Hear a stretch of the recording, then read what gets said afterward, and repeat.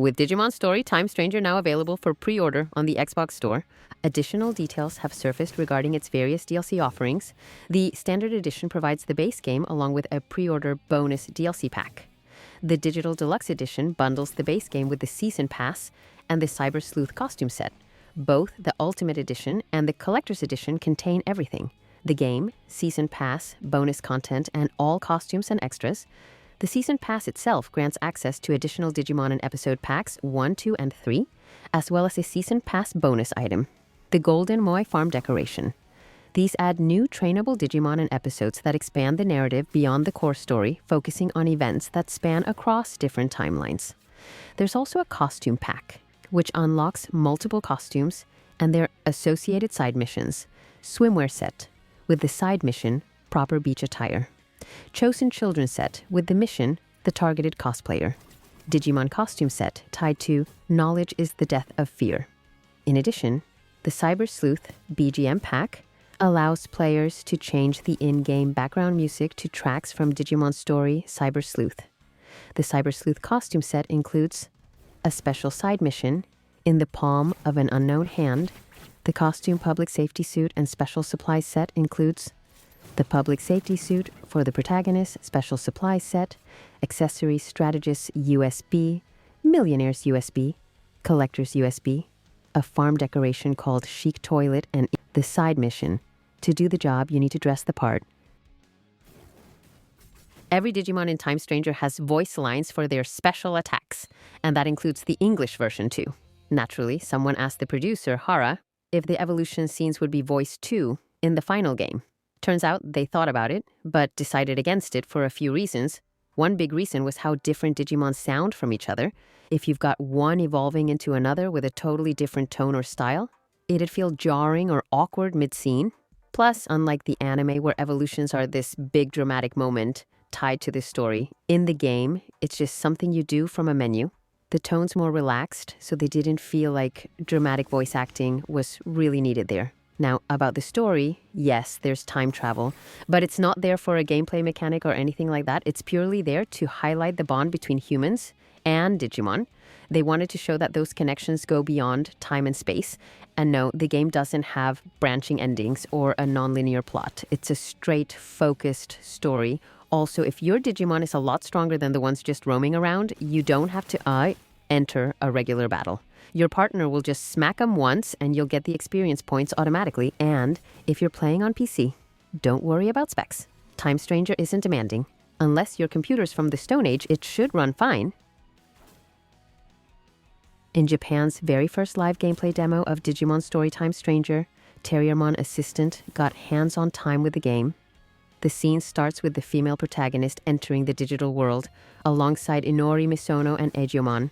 The first funny sight, an Etimon dangling from a sign. Minervamon joins the group as a guest character, along with a lineup of partner Digimon pre-selected by the producer for Terriermon. Members of the Olympus 12 appear as guest allies throughout certain points in the story. Not all of them, but at least Minervamon shows up a few times. Digimon with yellow speech bubbles offer little comments here and there, though they're not voiced like we saw with Shoutmon. Gawapamon sells skills and says, "Come and shop for skills till you get your fill. Customize, realize, keep your eyes on the prize." Mushroomon runs a food shop. The town layout is very vertical, with flying Digimon soaring overhead. You can ride Garurumon through the town, visit the tavern, talk to Repamon's tail, or chat with Monsemon, who praises Marukimon for protecting the town. Deputymon and Starmon are nearby playing cards. Deep inside the area, Marukimon waits on a throne. The next objective is heading to Central Town. On the way, Arukenimon and Mummymon talk about a group called the Titans, an enemy faction in this world. Pegasusmon takes you to Central Town, and you even ride it to get there. Once in Central Town, enemy encounters begin. You can hit a button to land a preemptive strike. If a Digimon like Toyagumon is weak enough, you can one-shot it instantly without entering a battle. But if something like Gajimon sneaks up on you, then battle begins normally. The classic vaccine virus data triangle applies in combat as usual. Then came the boss fight. With a full team of 6 Digimon, it's ideal to carry 2 of each type to be ready for any matchups. They reach a dim area with a communications device. Then, Parrotmon swoops down in rage.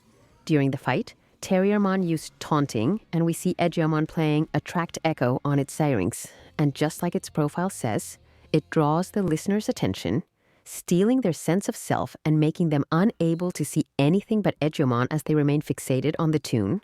Parrotmon has strong resistance to darkness and is weak to fire. So Greymon's Mega Flame does major damage, maybe a little nod to the movie there. You can swap Digimon mid-fight. Vmon is a free type, which doesn't follow the triangle system, so it has neither advantage nor disadvantage. A unique mechanic in this battle is that lightning strikes hit every few turns. If lightning strikes your Digimon, they take damage, but if it hits Parrotmon, it heals it. That lines up with its special move, Mjolnir Thunder, which involves creating an electrical current in the wings, sprouting from Parrotmon's head and using them to call down lightning on its opponent. To counter this healing, you can use mechanical or steel-type Digimon like Tankmon, which draw the lightning instead. There's also Strike Plus, a mechanic that happens randomly. When a circle appears and converges on screen, if you press the button in time, you can land a follow-up hit. You can target Parrotmon's body and head separately, a common mechanic in boss fights. If you manage to drain the white gauge in time, you'll stop the boss from unleashing a devastating special move. Elements can shift mid-battle. You can also guard at the right time to block big hits or use HP spray to heal the full team, though that's a rare item. Cubimon works great in this fight because of an exclusive move, especially strong against Parrotmon. After a tough exchange, Marukimon appears and declares it won't let the Titans do as they please, vowing to chase Parrotmon to the ends of the earth. Marukimon and Minervamon then join the fight. Once the Cross Arts gauge is full, you can trigger Cross Arts Field, a team-based finisher that combines the protagonist's Digivice with their Digimon strength. It boosts the whole party, and Kanan Yuki, the protagonist, fires a powerful shot from her gun. As the fight goes on, you'll know if your moves are working. You'll see feedback like resist or great appear based on elemental weaknesses.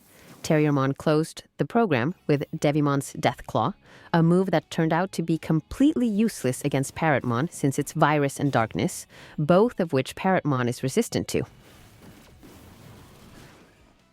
The poll results for fans' favorite armor evolution using the Digimental of Love have been revealed. Taking the top spot is Holzman, the armor form that Hawkmon evolves into using the Digimental of Love. A familiar face from Digimon Adventure 02 once again proves to be a fan favorite. Second place went to Sethmon, the polar opposite of the first place, a much lesser-known counterpart who evolves from Vmon using the same Digimental in the D3 LCD toy. Third place was claimed by Terriermon, the storm summoning Love, the evolution of Armadimon using the Digimental of Love. This form appears in one of the Digimon Adventure 02 drama CDs. Voting continues as each Digimental's armor evolutions are ranked by fans.